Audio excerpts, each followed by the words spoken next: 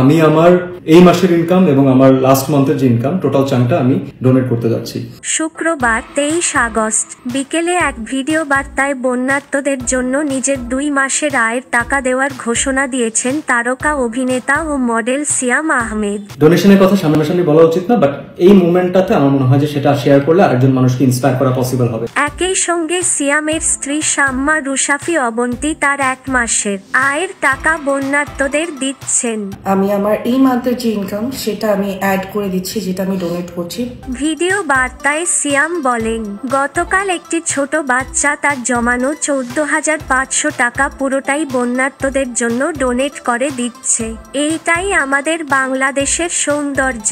আপনারা যেই সোর্সকে রিলায়েবল মনে করবেন আপনারা সেখানেই ডোনেট করুন। আমরা যদি আমাদের নিজেদের জায়গা থেকে নিজেরা পদক্ষেপ নিতে পারি তাহলে সবই সম্ভব। সেই জায়গা থেকে আমি সিদ্ধান্ত নিয়েছি আমি আমার এই মাস ও শেষ মাসের ইনকাম ডোনেট করতে যাচ্ছি। কিছুটা টাকা আমি দিয়েছি, বাকিটা এখন দিতে চাচ্ছি। সিয়াম আরও বলেন, দানের বিষয়টি এভাবে বলা উচিত নয়, তবে আমি মনে করি এই সময় এটা বলা দরকার, কারণ এটাতে অনেকে উৎসাহিত হবেন। আশা করি আমরা আমাদের এই ক্রান্তি থেকে আমরা খুব সহজেই ইনশাআল্লাহ সামনে উত্তরণ করতে পারবো এবং দেশের মানুষ একসাথে ফাইট ব্যাক করতে পারবো।